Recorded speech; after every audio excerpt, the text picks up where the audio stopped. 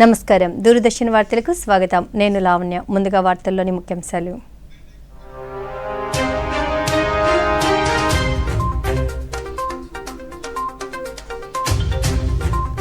దేశ ప్రజలకు భాయ్ దూజ్ శుభాకాంక్షలు తెలిపిన ప్రధానమంత్రి సోదర సోదరీమణులు సంతోషంగా మెలగాలన్న నరేంద్ర మోదీ జార్ఖండ్లో ఉమ్మడి పౌర స్మృతిని అమలు చేస్తామన్న కేంద్ర హోంమంత్రి రాంచీలో అసెంబ్లీ ఎన్నికల కోసం పార్టీ మేనిఫెస్టోను విడుదల చేసిన అమిత్ షా శ్రీకాకుళంలో 68వ రాష్ట్ర స్థాయి స్కూల్ గేమ్స్ పోటీలను ప్రారంభించిన కేంద్ర విమానయాన శాఖ మంత్రి క్రీడల్లో రాణించిన వారికి ఉజ్వల భవిష్యత్తు ఉంటుందన్న కింజరాపు రామ్మోహన్ నాయుడు తిరుపతి జిల్లాలో అఘాయిత్యానికి గురైన చిన్నారి తల్లిదండ్రులను పరామర్శించిన రాష్ట్ర హోంమంత్రి నిందితుడిని కఠినంగా శిక్షిస్తామని హామీ ఇచ్చిన వంగలపూడి అనిత ప్రధానమంత్రి జన్ ఆరోగ్య యోజన పథకం వృద్ధులకు వరమన్న రాష్ట్ర జలవనరుల శాఖ మంత్రి పశ్చిమ గోదావరి జిల్లాలో పీఎంజేవై పథకం దరఖాస్తు నమోదులో వెల్లడించిన డాక్టర్ నిమ్మల రామానాయుడు గంగోత్రి కేదార్నాథ్ ఆలయ ద్వారాలు మూసివేత చార్ధామ్ యాత్రకు 6 నెలల విరామం. ప్రధానమంత్రి నరేంద్ర మోడీ భాయ్ దూజ్ పండుగ సందర్భంగా దేశ ప్రజలందరికీ సామాజిక మాధ్యమం ఎక్స్ వేదికగా శుభాకాంక్షలు తెలియజేశారు. ఈ శుభ సందర్భం సోదరీమణుల మధ్య పరస్పర అనురాగాన్ని మరింతగా పెంచాలని కోరుకుంటున్నామని ప్రధాని ట్వీట్లో తెలిపారు.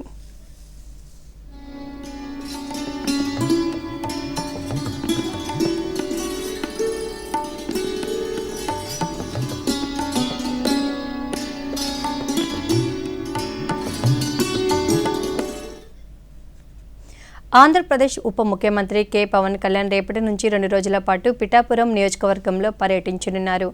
పర్యటనలో భాగంగా పలు అభివృద్ధి పనులను ఆయన ప్రారంభించనున్నారు. నియోజకవర్గం అభివృద్ధిపై అధికారులతో సమీక్ష జరపనున్నారు.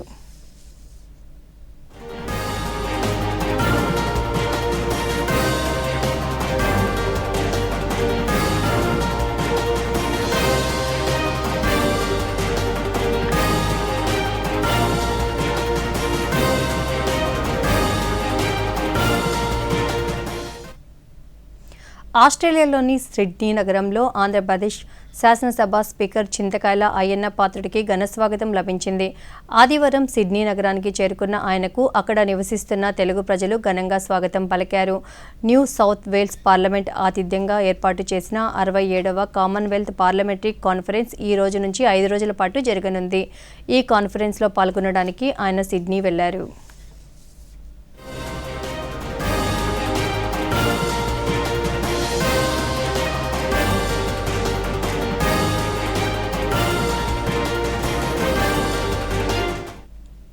రాష్ట్ర ప్రభుత్వం సాగునీరు, పారిశ్రామిక రంగాలకు అత్యంత ప్రాధాన్యత ఇస్తుందని, అందులో భాగంగానే శ్రీకాకుళం జిల్లాలోని వంశధార ప్రాజెక్టు 2వ దశ పనులు జూన్ 2025 నాటికి పూర్తి చేస్తామని కేంద్ర పౌర విమానయాన శాఖ మంత్రి కింజరాపు రామ్మోహన్ నాయుడు స్పష్టం చేశారు. శ్రీకాకుళంలో ఆయన మీడియాతో మాట్లాడుతూ ముఖ్యమంత్రి చంద్రబాబు నాయుడు జిల్లా పర్యటన వల్ల ఎన్నో ఏళ్లుగా పెండింగ్లో ఉన్న అనేక ప్రాజెక్టుల పనులు తిరిగి ప్రారంభమయ్యాయన్నారు. వంశధార, నాగావళి నదుల అనుసంధానం త్వరలో పూర్తి చేస్తామని చెప్పారు. మూలాపేట పోర్టును ఆనుకొని ఉన్న స్థలంలో 20,000 కోట్ల రూపాయల ప్రాజెక్టుతో ఓ ప్రాజెక్టు రాబోతుందని మంత్రి వివరించారు.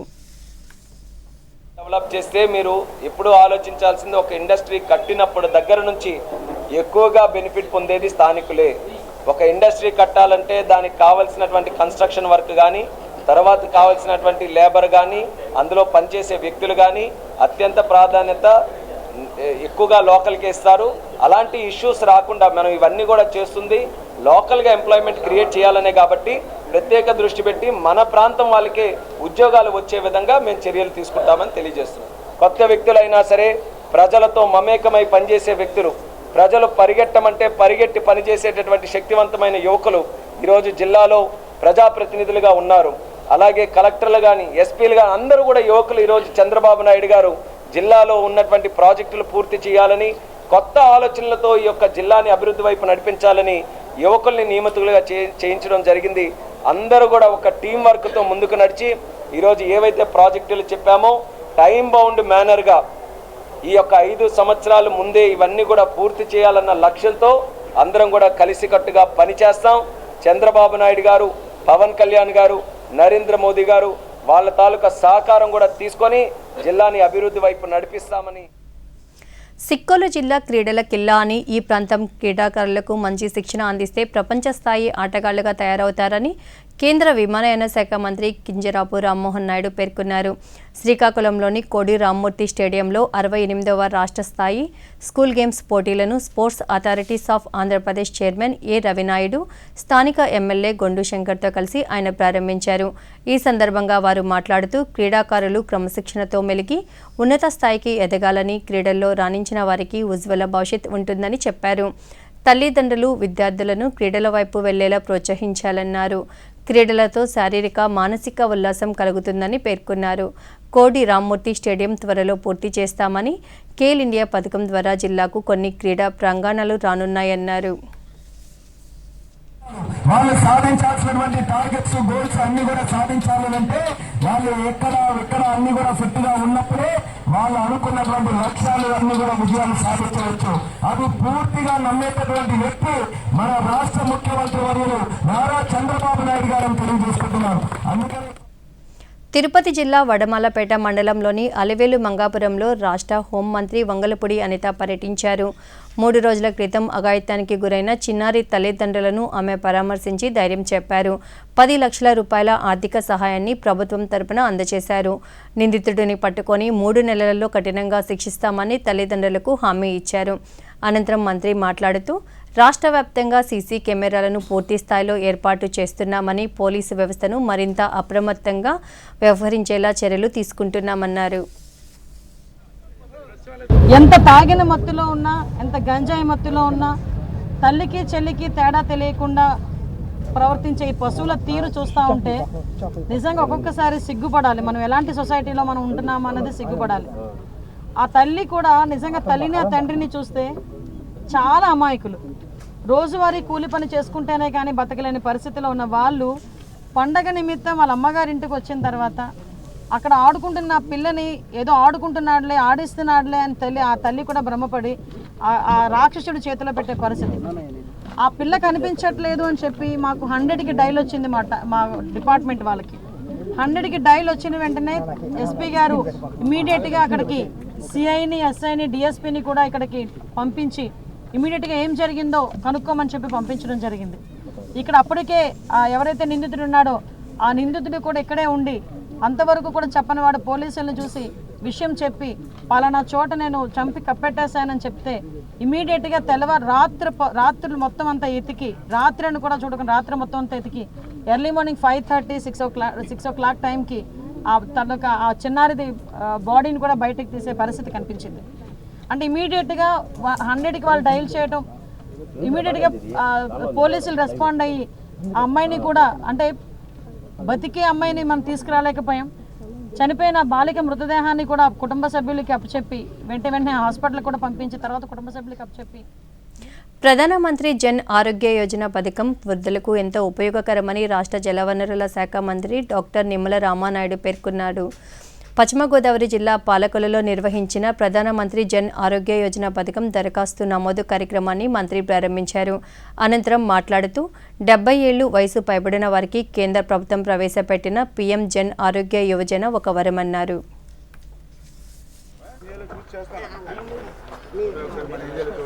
గౌరవ ప్రధానమంత్రి గారు ఆయుష్మాన్ పథకం కింద ఏదైతే ప్రధానమంత్రి జన ఆరోగ్య బీమా యోజనని ఏదైతే ఒక పథకాన్ని తీసుకొచ్చారో ఆ పథకాన్ని మన పాలకులలో సమర్థవంతంగా ఉపయోగపడేటువంటి విధంగా, ఎందుకంటే ఏదైతే ఈ ఆయుష్మాన్ భారత్ ప్రధానమంత్రి జన ఆరోగ్య బీమా యోజన ఏదైతే ఉందో ఈ పథకంలో మరి 70 సంవత్సరాలు ఎవరైతే నిండుతాయో వాళ్ళందరికీ కూడా ఈ యొక్క బీమా యోజనలో నమోదు చేసుకుని వాళ్ళు కార్డు తీసుకుంటే వారు ఆసుపత్రుల్లో 5 లక్షల వరకు కూడా ఉచితంగానే వాళ్ళకి ట్రీట్మెంట్ ఇచ్చేటువంటి పరిస్థితి ఉంటుంది.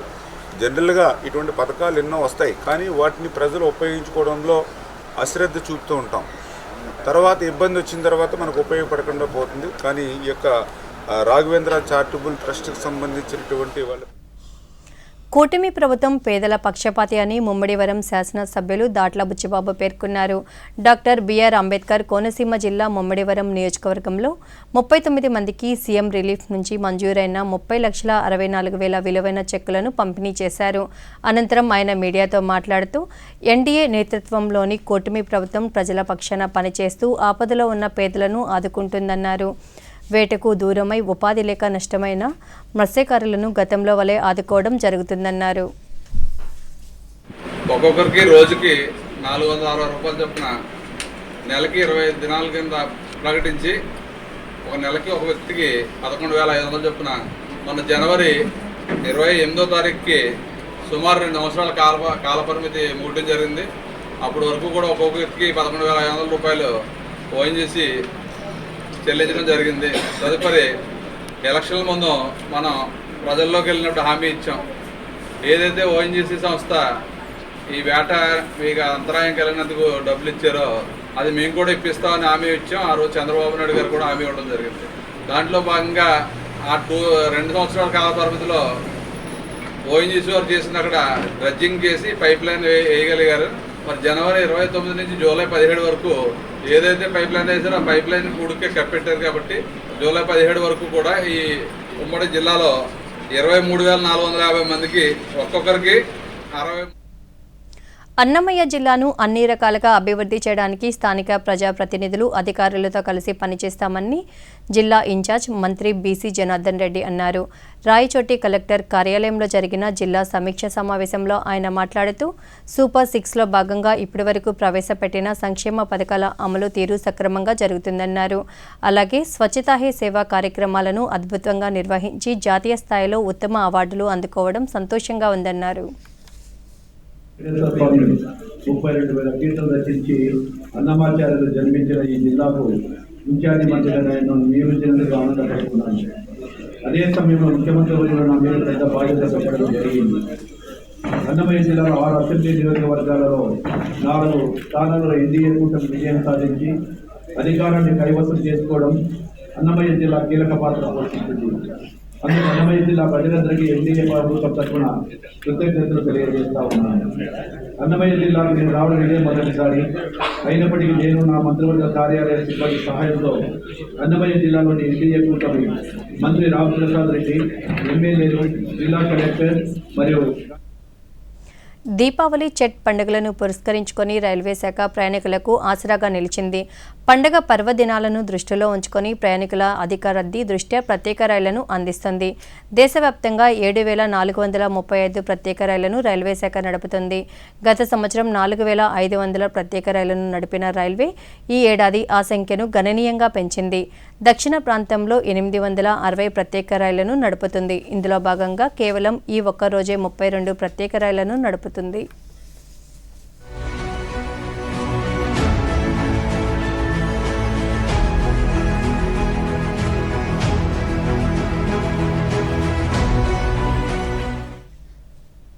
శ్రీ పొట్టి శ్రీరాములు నెల్లూరు జిల్లాలోని సౌత్ మోపూర్ జిల్లా ఉన్నత పాఠశాలలో 68వ రాష్ట్ర స్థాయి స్కూల్ గేమ్స్ అండర్-17 హాకీ క్రీడా పోటీలు ప్రారంభమయ్యాయి. ఈ పోటీల్లో రాష్ట్ర వ్యాప్తంగా అన్ని జిల్లాల నుంచి వచ్చిన జిల్లా స్థాయి క్రీడా జట్లు పాల్గొన్నాయి. ఈ సందర్భంగా జిల్లా పరిషత్ అధ్యక్షులు ఆనం అరుణమ్మ మాట్లాడుతూ ఈ పోటీల్లో గెలుపొందిన క్రీడాకారులు జాతీయ స్థాయి పోటీల్లో పాల్గొంటారన్నారు. జిల్లా విద్యాశాఖ అధికారి ఆర్ బాలాజీరావు మాట్లాడుతూ క్రీడల్లో ఉజ్వల భవిష్యత్ ఉంటుందన్నారు. క్రీడల పట్ల ఆసక్తి కలిగేలా తమను ఉపాధ్యాయులు ప్రోత్సహిస్తున్నారని క్రీడాకారులు తెలిపారు.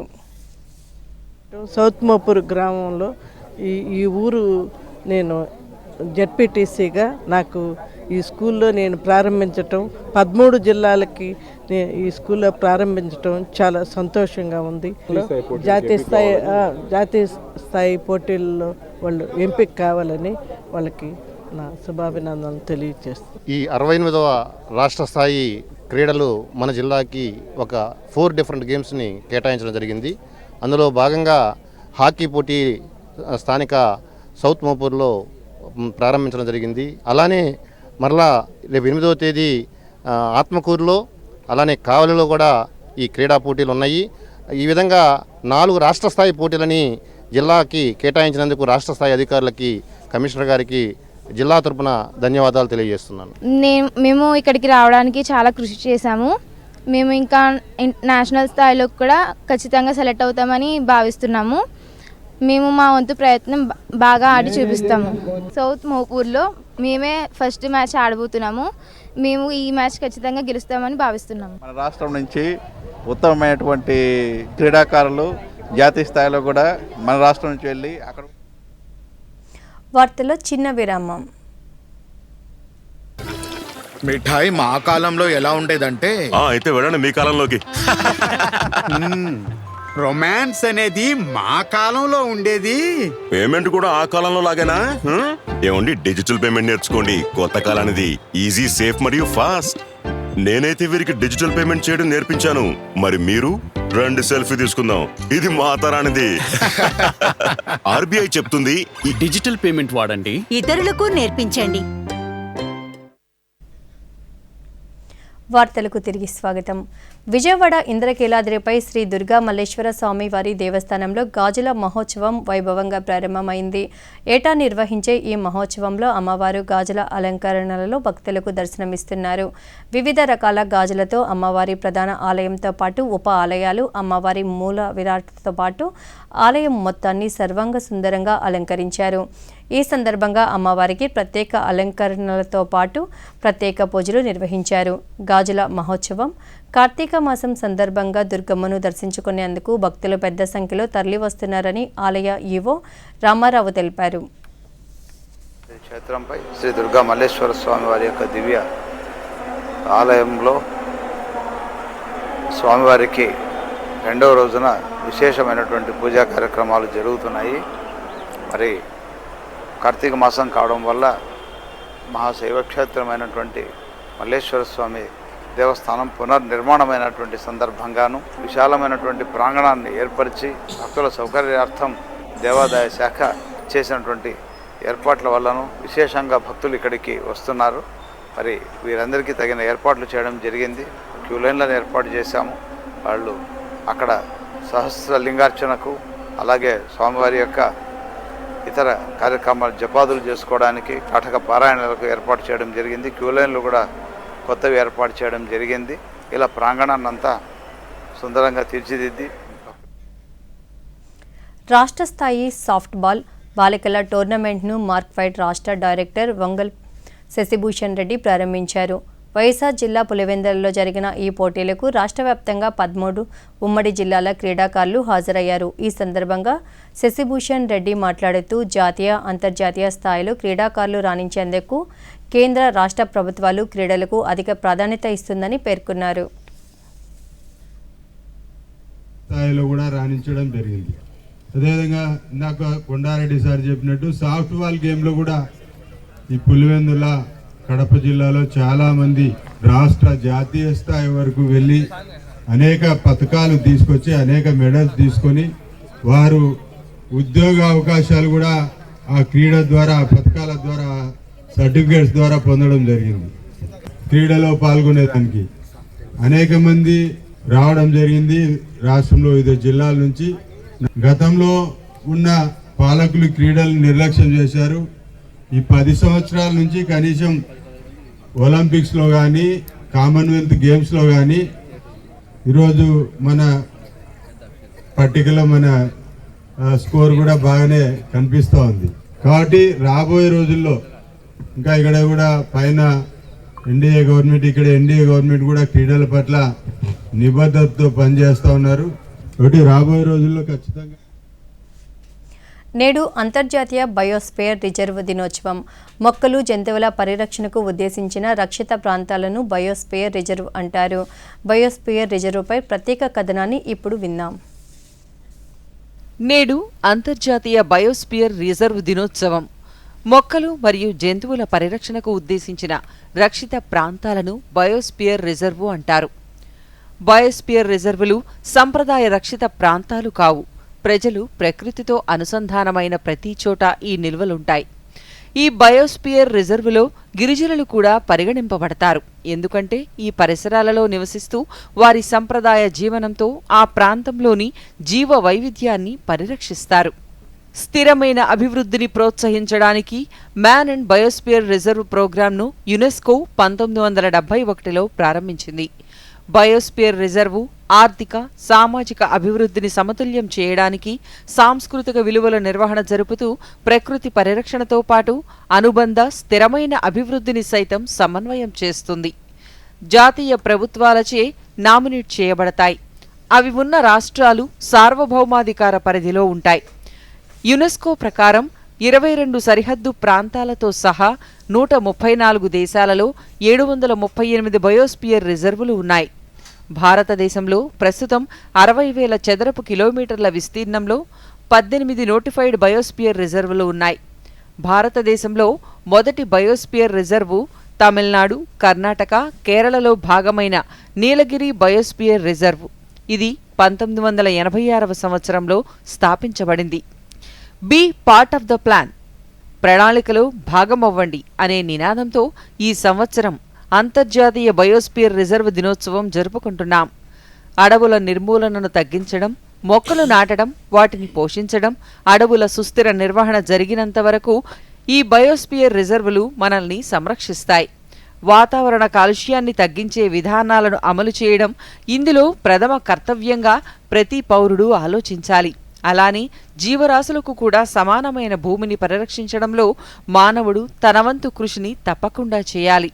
అప్పుడే మనిషితో పాటుగా మొక్కలు, జంతువులు, సర్వ ప్రాణులు సురక్షితంగా జీవనం కొనసాగించగలుగుతాయి. తిరుపతి జిల్లా శ్రీ కాళహస్తీశ్వర స్వామి ఆలయంలో కార్తీక మాసం సందర్భంగా సహస్రనామ లింగం సన్నిధానంలో స్వామి అమ్మవార్లకు 1,00,000 కుంకుమార్చన, బిల్వార్చనను వేద పండితులు శాస్త్రోక్తంగా నిర్వహించారు. ఈ ప్రత్యేక పూజల్లో భక్తులు పెద్ద సంఖ్యలో పాల్గొన్నారని ఆలయ పండితులు అర్ధగిరి స్వామి తెలిపారు.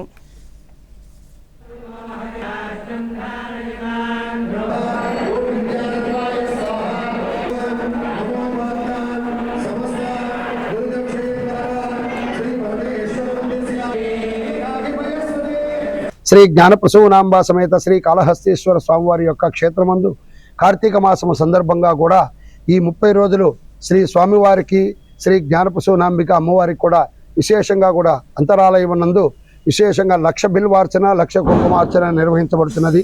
అందులో భాగంగా నిన్న ప్రారంభమైనది. ఈ 1,00,000 బిల్వార్చన, 1,00,000 కుంకుమార్చన కూడా ప్రతిరోజు 1,00,000 చొప్పున అమ్మవారికి కూడా ఈ 30 రోజులు కుంకుమార్చన, బిల్వార్చన నిర్వహించబడుతున్నది. సహస్రనామలింగం దగ్గర విశేషంగా కలిసి పెట్టి పూజ, విఘ్నేశ్వర పూజ, పుణ్యాహవాచనము, స్వామి అమ్మవారులు విశేషంగా ఆవాహన చేసి అటు పెంబట వచ్చిన అర్చనకు వచ్చిన ఋత్వికులకు దీక్షావస్త్రాలు ఇచ్చి అటు పెంబట అర్చన ప్రారంభం. కృష్ణా జిల్లా గన్నవరంలో ఉచిత కంటి వైద్య శిబిరాన్ని నిర్వహించారు. జనసేన రాష్ట్ర కార్యదర్శి మండలి రాజేష్ శిబిరాన్ని ప్రారంభించి మాట్లాడుతూ, ఈ వైద్య శిబిరం ద్వారా కంటి పరీక్షలు చేయించుకున్న వారికి పరీక్షల అనంతరం ఏదైనా సమస్య ఉందని తేలితే వారికి శంకర్ ఇన్స్టిట్యూట్ ఉచితంగా ఆపరేషన్లు కూడా చేయనున్నారని తెలిపారు.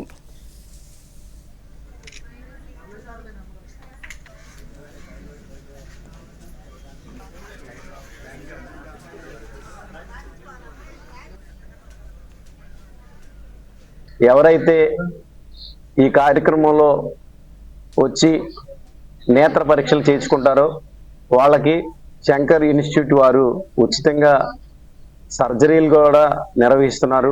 అలాగే వాళ్ళకి కావాల్సినటువంటి మందులు కానీ అలాగే ఐ డ్రాప్స్ కానీ ఇవ్వటం చాలా అభినందనీయ పరిణామం. ఇలాగే ముందు ఇలాంటి కార్యక్రమాలు గ్రామాల్లో ప్రతి పల్లెల్లో కూడా నిర్వహించాలని జనసేన పార్టీ యొక్క జార్ఖండ్లోని ఆదివాసీ సమాజం అభివృద్ధి బీజేపీతోనే సాధ్యమని కేంద్ర హోంశాఖ మంత్రి అమిత్ షా అన్నారు. త్వరలో జరగనున్న జార్ఖండ్ అసెంబ్లీ ఎన్నికల నేపథ్యంలో ఆయన ఈరోజు రాష్ట్రంలో పలు చోట్ల ఎన్నికల ర్యాలీలో పాల్గొన్నారు. ఈ సందర్భంగా రాంచీలో జరిగిన కార్యక్రమంలో బీజేపీ మేనిఫెస్టోను విడుదల చేశారు. అనంతరం మంత్రి మాట్లాడుతూ, బీజేపీ విజయంతో ఈ రాష్ట్రంలో ఉమ్మడి పౌర స్మృతిని అమలు చేస్తామన్నారు.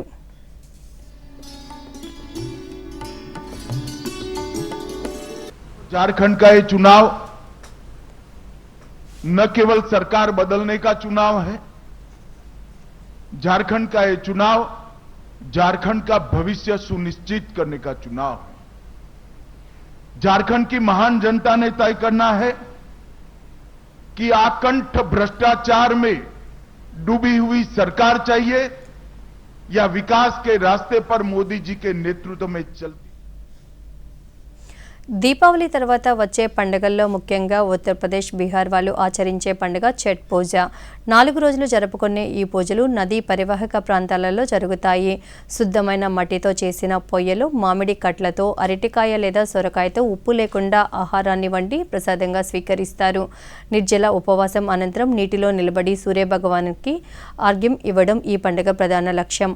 బతుకమ్మ పండుగలానే ఈ పండుగ కూడా ప్రకృతితో అనుసంధానం కలిగి ఉంటుంది. ఛట్ పూజ జరుపుకునే భక్తులు లక్షల్లో ఉంటారు. ప్రధానమంత్రి నరేంద్ర మోడీ ఈ పండుగను పురస్కరించుకొని ప్రయాణికులకు అనుకూలంగా ఉండేలా రికార్డు స్థాయిలో అదనపు రైళ్లను కేటాయించారు.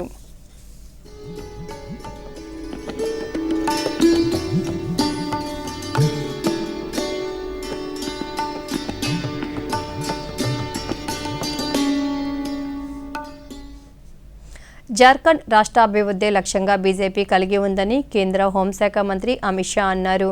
జార్ఖండ్లో జరిగిన ఎన్నికల సభలో ఆయన మాట్లాడుతూ ఈ ప్రాంతంలోని గిరిజన సమాజం అనేక దాడులను ఎదుర్కొంటూ వారి హక్కులను కోల్పోతుందన్నారు. వారి అభివృద్ధితో దేశంలో అనేక సమూహాల సాధికారత ముడిపడి ఉందన్నారు. గిరిజనులకు భూమి హక్కును కల్పించే చట్టాన్ని తీసుకువస్తామని, ఈ చట్టంతో వారికి భరోసా కల్పిస్తామన్నారు. 13 तारीख को कमल के निशान पर बटन दबाकर ये हेमंत सोरेन की सरकार को उखाड़ कर फेंक दीजिए और एक कमल फूल की सरकार लाइए। भाइयों बहनों, ये सरकार ने बांग्लादेशी घुसपैठियों के लिए झारखंड के दरवाजे खुले छोड़े। एक घुसपैठिए हमारी बच्चियों के साथ, बहनों के साथ दूसरी शादी, तीसरी शादी करते हैं। युवाओं, आप सहमत हो क्या? जोर से बोलो, सहमत हो क्या? झारखंड की जमीन कब्जा रहे, आप सहमत हो क्या? जोर से बोले, सहमत हो? और आपकी रोजी रोटी भी छीन रहे हैं, आप सहमत हो क्या? मैंने कई बार कहा, झारखंड हाई कोर्ट ने कहा इसको रोकिए, मगर हेमंत सोरेन रोकने को तैयार नहीं है, क्योंकि उनकी ये वोट बैंक है, वोट बैंक। हेमंत बाबू, आपकी वोट बैंक आपको मुबारक। मैं आज कहकर जाता हूं माताओं बहनों को। ఉత్తర కాశీలోని హిమాలయాల్లో నెలకొన్న చార్ధాం ఆలయాల ద్వారాలు ఒకదాని తర్వాత ఒకటి మూసివేస్తున్నారు. సముద్ర మట్టానికి కొన్ని వేల అడుగుల ఎత్తులో మంచుతో కప్పబడి ఉన్న గంగోత్రి ఆలయం శనివారం మధ్యాహ్నం అన్నకూట్ ఉత్సవాల అనంతరం పూజ జరిపి సాంప్రదాయబద్ధంగా మూసివేశారు. అదేవిధంగా ఈరోజు కేదార్నాథ్ ఆలయ ద్వారాలు కూడా మూసివేశారు. యమునోత్రి, బద్రీనాథ్ ఆలయాలు కూడా మూసివేస్తారు. తిరిగి వేసవికాలం వచ్చాక దాదాపు 6 నెలల పాటు ఈ చార్ధాం యాత్రలు నిలిచిపోతాయి.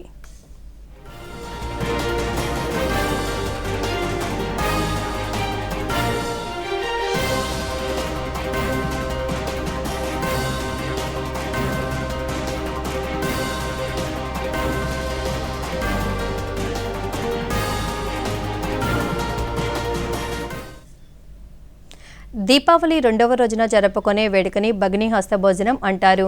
సోదరి చేతి వంట తినడమే ఈ రోజు ప్రత్యేకత. యమధర్మరాజు తన సోదరి ఇంటికి వెళ్లి తృప్తిగా భోజనం చేసి ఎవరైతే ఈ రోజు సోదరి చేతి వంటను తింటారో వారికి ఉన్న యమగండాలను తొలగించి ఆయుష్ని ప్రసాదిస్తానని వరం ఇస్తాడు. అందుకే ఈ రోజు తోబట్టువులు ఉన్నవారు తప్పకుండా తమ సోదరి దగ్గరికి వెళ్లి ఆమె చేతి వంటని తింటారు. భారతదేశంలోని ఈ పండుగలు, వాటి వెనుక ఉన్న ఆచారాలు మానవ సంబంధాలను పదిలపరుచుకోవడానికి దోహదపడతాయనడంలో ఏమాత్రం సందేహం లేదు.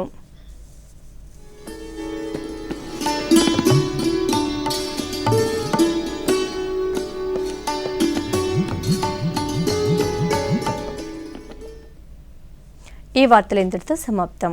నమస్కారం.